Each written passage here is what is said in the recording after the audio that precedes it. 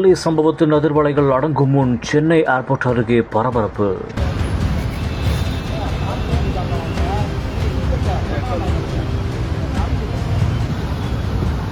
ஒரு கார் விடாமல் ரைட் விட்ட போலீஸ் ஆபீசர்ஸ்.